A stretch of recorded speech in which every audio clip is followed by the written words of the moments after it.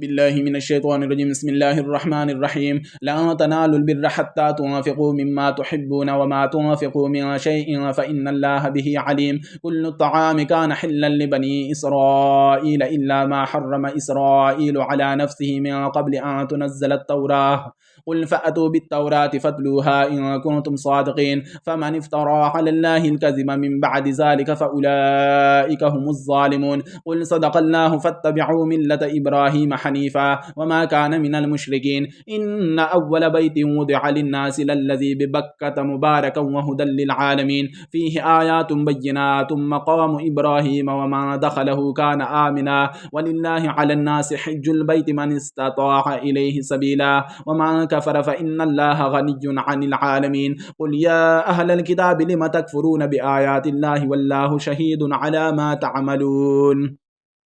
قل يا أهل الكتاب لم تصدون عن سبيل الله من آمن تبغونها عوجا وأنتم شهداء وما الله بغافل عما تعملون. يا أيها الذين آمنوا إن تطيعوا فريقا من الذين أوتوا الكتاب يردوكم بعد إيمانكم كافرين. وكيف تكفرون وأنتم تتلى عليكم آيات الله وفيكم رسوله ومن يعتصم بالله فقد هدي إلى صراط مستقيم. يا أيها الذين آمنوا اتقوا الله حق تقاته ولا تموتن إلا وأنتم مسلمون واعتصموا بحبل الله جميعا ولا تفرقوا. واذكروا نعمة الله عليكم إذ كنتم أعداء فألف بين قلوبكم فأصبحتم بنعمته إخوانا وكنتم على شفا حفرة من النار فأنقذكم منها كذلك يبين الله لكم آياته لعلكم تهتدون. ولتكن منكم أمة يدعون إلى الخير ويأمرون بالمعروف وينهون عن المنكر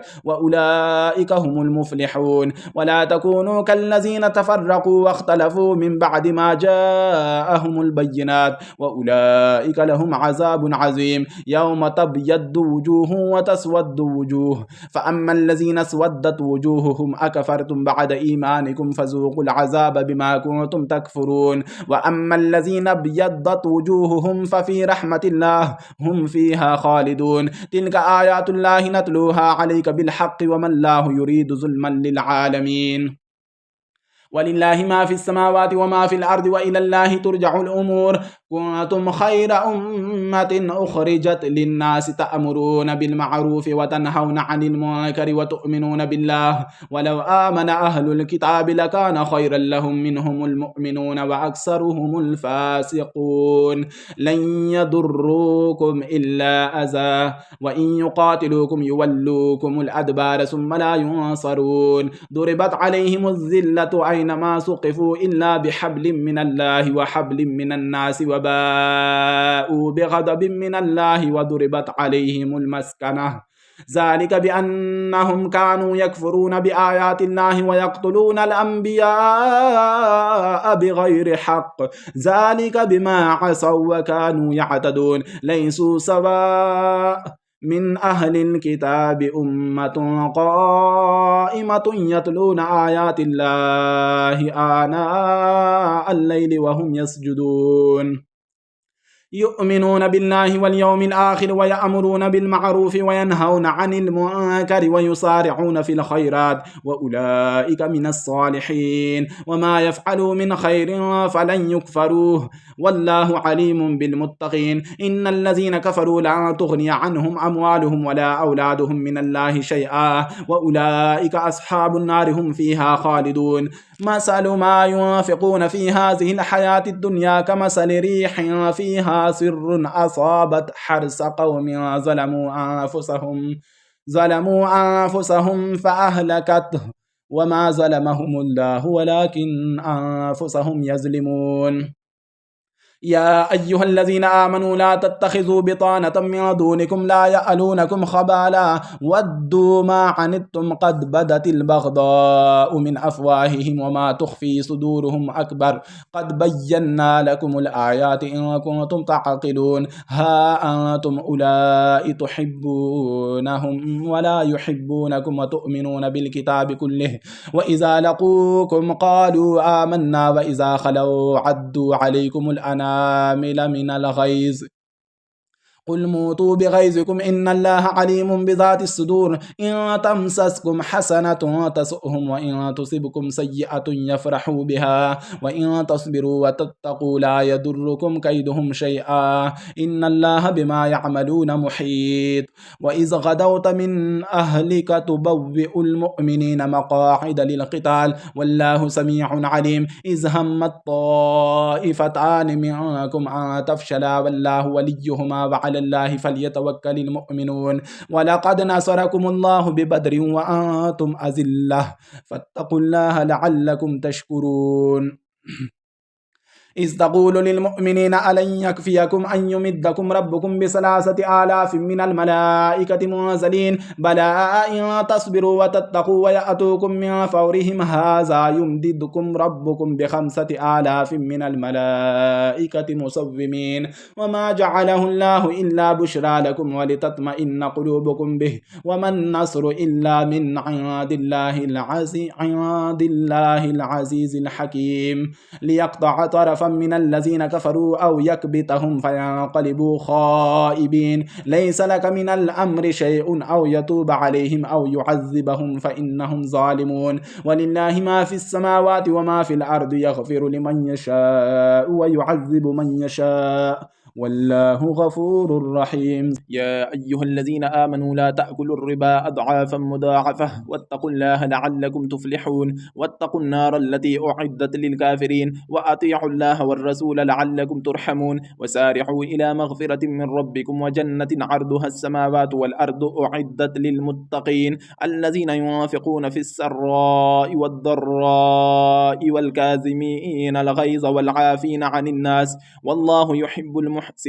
والذين إذا فعلوا فاحشة أو ظلموا أنفسهم ذكروا الله فاستغفروا لذنوبهم ومن يغفر الذنوب إلا الله ولم يصروا على ما فعلوا وهم يعلمون أولئك جزاؤهم مغفرة من ربهم وجنات تجري من تحتها الأنهار خالدين فيها ونعم أجر العاملين قد خلت من قبلكم سنن فسيروا في الأرض فانظروا كيف كان عاقبة المكذبين هذا بيان للناس وهدى وموعظة للمتقين ولا تهنوا ولا تحزنوا وأنتم الأعلون إن كنتم مؤمنين إن يمسسكم قرح فقد مس القوم قرح مثله وتلك الأيام نداولها بين الناس وليعلم الله الذين آمنوا ويتخذ منكم شهداء والله لا يحب الظالمين وليمحص الله الذين آمنوا ويمحق الكافرين أم حسبتم أن تدخلوا الجنة ولما يعلم الله الذين جاهدوا منكم ويعلم الصابرين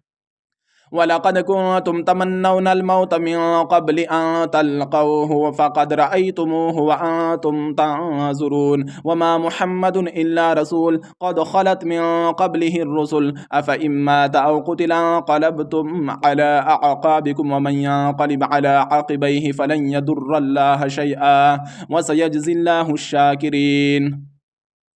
وما كان لنفس أن تموت إلا بإذن الله كتابا مؤجلا ومن يرد ثواب الدنيا نؤته منها ومن يرد ثواب الآخرة نؤته منها وسنجزي الشاكرين وكأي من نبي قاتل معه ربيون كثير فما وهنوا لما أصابهم في سبيل الله وما ضعفوا وما استكانوا والله يحب الصابرين وما كان قولهم إلا أن قالوا ربنا اغفر لنا ذنوبنا وإسرافنا في أمرنا وثبت أقدامنا وانصرنا على القوم الكافرين فآتاهم الله ثواب الدنيا وحسن ثواب الآخرة والله يحب المحسنين يا أيها الذين آمنوا إن تطيعوا الذين كفروا يردوكم على أعقابكم فتنقلبوا خاسرين بل الله مولاكم وهو خير الناصرين سنلقي في قلوب الذين كفروا الرعب بما أشركوا بالله ما لم ينزل به سلطانا ومأواهم النار وبئس مثوى الظالمين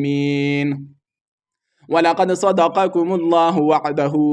إذ تحسونهم بإذنه حتى إذا فشلتم وتنازعتم في الأمر وعصيتم من بعد ما أراكم ما تحبون منكم من يريد الدنيا ومنكم من يريد الآخرة ثم صرفكم عنهم ليبتليكم ولقد عفا عنكم والله ذو فضل على المؤمنين إذ تصعدون ولا تلوون على أحد والرسول يدعوكم في أخراكم فأصابكم غما بغم كي لا تحزنوا على ما فاتكم ولا ما أصابكم والله خبير بما تعملون ثم أنزل عليكم من بعد الغم أمنة نعاسا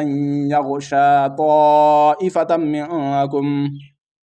وطائفة قد أهمتهم أنفسهم يظنون بالله غير الحق ظن الجاهلية يقولون هل لنا من الأمر من شيء قل إن الأمر كله لله يخفون في أنفسهم ما لا يبدون لك يقولون لو كان لنا من الأمر شيء ما قتلنا هاهنا قل لو كنتم في بيوتكم لبرز الذين كتب عليهم القتل إلى مضاجعهم وليبتلي الله ما في صدوركم وليمحص ما في قلوبكم والله عليم بذات الصدور إن الذين تولوا منكم يوم التقى الجمعان إنما استزلهم الشيطان ببعض ما كسبوا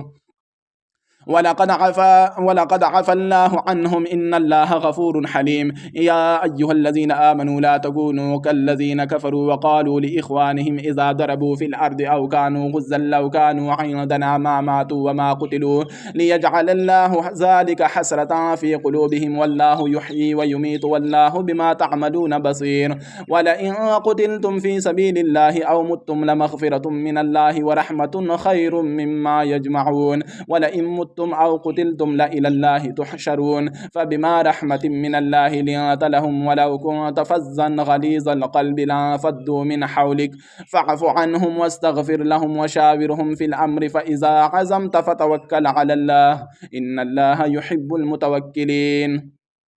إن ينصركم الله فلا غالب لكم وإن يخذلكم فما ذا الذي ينصركم من بعده وعلى الله فليتوكل المؤمنون وما كان لنبي أن يغل ومن يغل يأت بما غل يوم القيامة ثم توفى كل نفس ما كسبت وهم لا يظلمون أفمن اتبع رضوان الله كمن باء بسخط من الله ومأواه جهنم وبئس المصير هم درجات عند الله والله بصير بما يعملون لقد من الله على المؤمنين إذ بعث فيهم رسولا من أنفسهم يتلو عليهم آياته ويزكيهم ويعلمهم الكتاب والحكمة وإن كانوا من قبل لفي ضلال مبين أولما أصابتكم مصيبة قد أصبتم مثليها قلتم أن هذا قل هو من عند أنفسكم إن الله على كل شيء قدير وما أصابكم يوم التقى الجمعان فبإذن الله وليعلم المؤمنين وليعلم الذين نافقوا وقيل لهم تعالوا قاتلوا في سبيل الله أو ادفعوا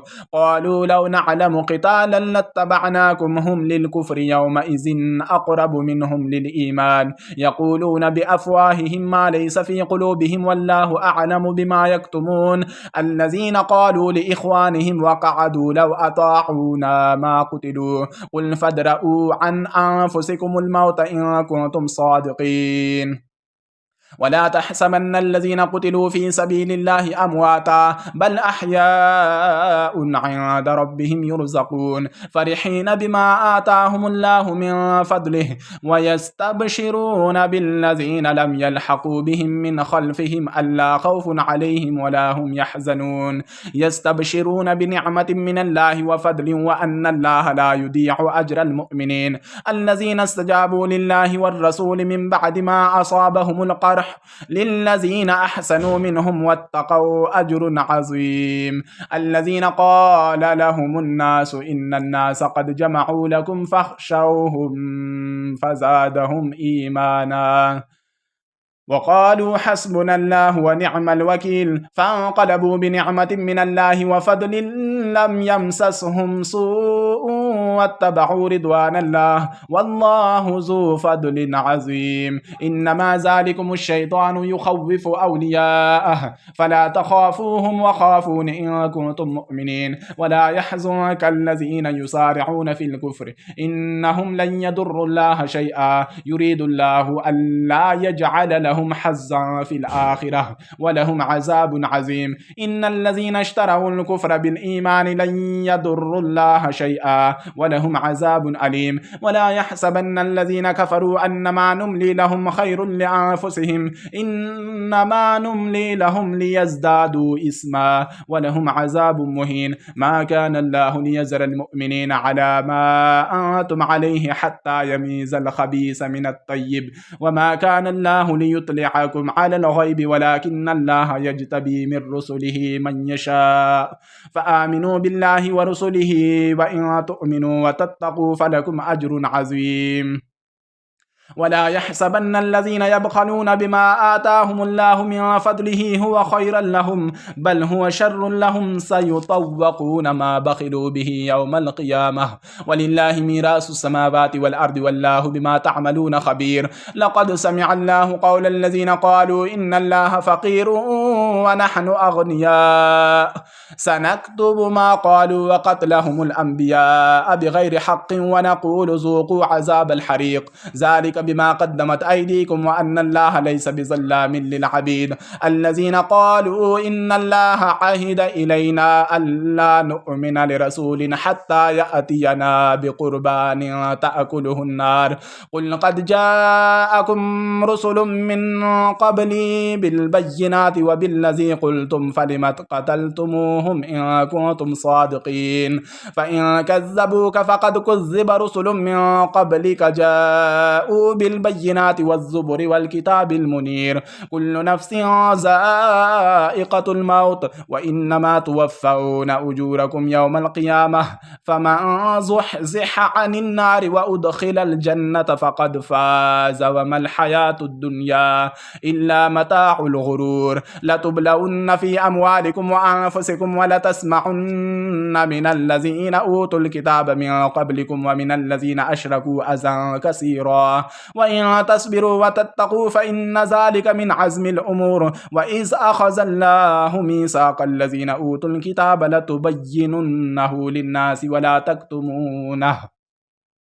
فنبذوه وراء ظهورهم واشتروا به ثمنا قليلا فبئس ما يشترون. لا تحسبن الذين يفرحون بما أتوا ويحبون أن يحمدوا بما لم يفعلوا فلا تحسبنهم بمفازة من العذاب ولهم عذاب أليم. ولله ملك السماوات والأرض والله على كل شيء قدير. إن في خلق السماوات والأرض واختلاف الليل والنهار لآيات لأولي الألباب الذين يذكرون الله قياما وقعودا وعلى جنوبهم ويتفكرون في خلق السماوات والأرض ربنا ما خلقت هذا باطلا سبحانك فقنا عذاب النار ربنا إنك من تدخل النار فقد أخزيته وما للظالمين من أنصار. ربنا إننا سمعنا مناديا ينادي للإيمان أن آمنوا بربكم فآمنا ربنا فاغفر لنا ذنوبنا وكفر عنا سيئاتنا وتوفنا مع الأبرار ربنا وآتنا ما وعدتنا على رسلك ولا تخزنا يوم القيامة إنك لا تخلف الميعاد. فاستجاب لهم ربهم أني لا أضيع عمل عامل منكم من ذكر أو أنثى بعدكم من بعد فالذين هاجروا وأخرجوا من ديارهم وأوذوا في سبيلي وقاتلوا وقتلوا لأكفرن عنهم سيئاتهم ولأدخلنهم جنات تجري من تحتها الأنهار ثوابا من عند الله والله عنده حسن الثواب. لا يغرنك تقلب الذين كفروا في البلاد متاع قليل ثم مأواهم جهنم وبئس المهاد. لكن الذين اتقوا ربهم لهم جنات تجري من تحتها الأنهار خالدين فيها نزلا من عند الله وما عند الله خير للأبرار. وإن من أهل الكتاب لمن يؤمن بالله وما أنزل إليكم وما أنزل إليهم خاشعين لله لا يشترون بآيات الله ثمنا قليلا أولئك لهم أجرهم عند ربهم إن الله سريع الحساب. يا أيها الذين آمنوا اصبروا وصابروا ورابطوا واتقوا الله لعلكم تفلحون. صدق الله العظيم. أعوذ بالله من الشيطان الرجيم. سورة النساء مدنية. بسم الله الرحمن الرحيم. يا أيها الناس اتقوا ربكم الذي خلقكم من نفس واحدة وخلق منها زوجها وبث منهما رجالا كثيرا ونساء واتقوا الله الذي تساءلون به والأرحام إن الله كان عليكم رقيبا. وآتوا اليتامى أموالهم ولا تتبدلوا الخبيث بالطيب ولا تأكلوا أموالهم إلى أموالكم إنه كان حوبا كبيرا. وإن خفتم ألا تقسطوا في اليتامى فانكحوا ما طاب لكم من النساء مثنى وثلاث ورباع فإن خفتم ألا تعدلوا فواحدة أو ما ملكت أيمانكم ذلك أدنى ألا تعولوا. وآتوا النساء صدقاتهن نحلة فإن طبن لكم عن شيء منه نفسا فكلوه هنيئا مريئا. ولا تؤتوا السفهاء أموالكم التي جعل الله لكم قياما وارزقوهم فيها واكسوهم وقولوا لهم قولا معروفا. وابتلوا اليتامى حتى إذا بلغوا النكاح فإن آنستم منهم رشدا فادفعوا إليهم أموالهم ولا تأكلوها إسرافا وبدارا أن يكبروا. ومن كان غنيا فليستعفف ومن كان فقيرا فليأكل بالمعروف. فإذا دفعتم إليهم أموالهم فأشهدوا عليهم وكفى بالله حسيبا. للرجال نصيب مما ترك الوالدان والأقربون وللنساء نصيب مما ترك الوالدان والأقربون مما قل منه أو كثر نصيبا مفروضا. وإذا حضر القسمة أولو القربى واليتامى والمساكين فارزقوهم منه وقولوا لهم قولا معروفا. وليخشى الذين لو تركوا من خلفهم ذرية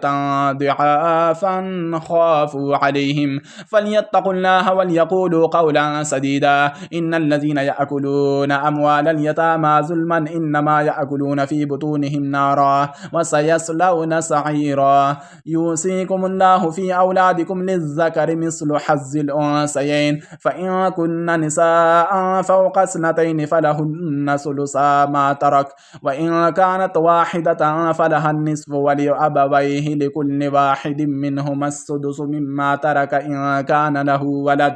فإن لم يكن له ولد وورثه أبواه فلأمه الثلث فإن كان له إخوة فلأمه السدس من بعد وصية يوصي بها أو دين. آباؤكم وأبناؤكم لا تدرون أيهم أقرب لكم نفعا فريضة من الله إن الله كان عليما حكيما.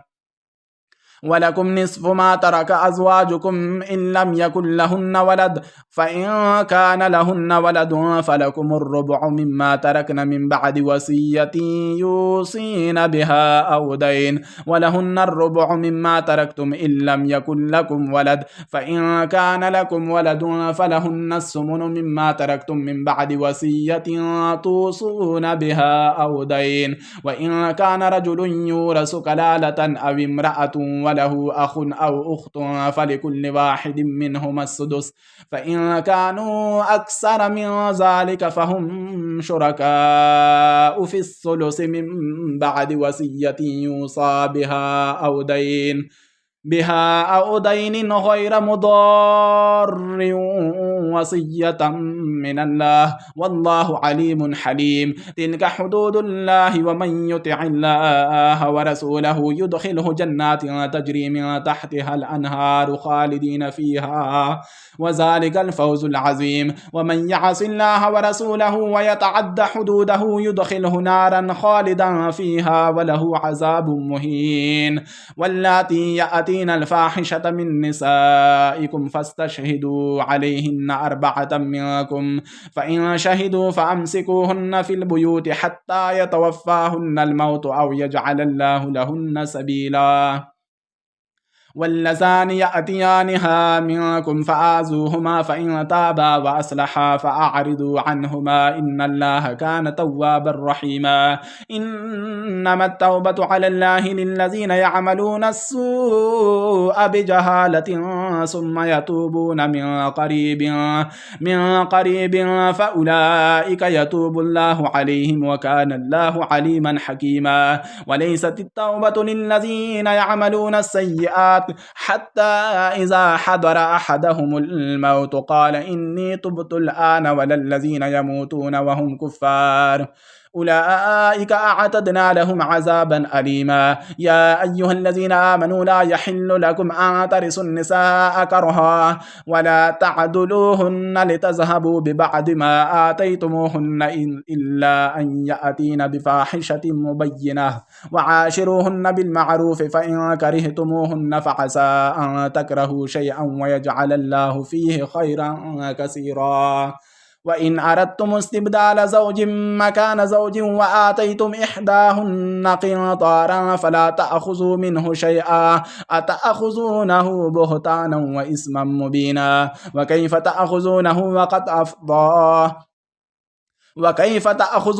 وقد أفضى بعضكم إلى بعض وأخذن منكم ميثاقا غليظا ولا تنكحوا ما نكح آباؤكم من النساء إلا ما قد سلف إنه كان فاحشة ومقتا وساء سبيلا حرمت عليكم أمهاتكم وبناتكم وأخواتكم وعماتكم وخالاتكم وبنات الأخ وبنات الأخت وأمهاتكم اللاتي أرضعنكم وأخواتكم من الرضاعة وأمهات نسائكم وربائبكم اللاتي في حجوركم من نسائكم اللاتي دخلتم بهن فإن لم تكونوا دخلتم بهن فلا جناح عليكم وحلائل أبنائكم الذين من أصلابكم وأن تجمعوا بين الأختين إلا ما قد سلف إن الله كان غفورا رحيما صدق الله العظيم.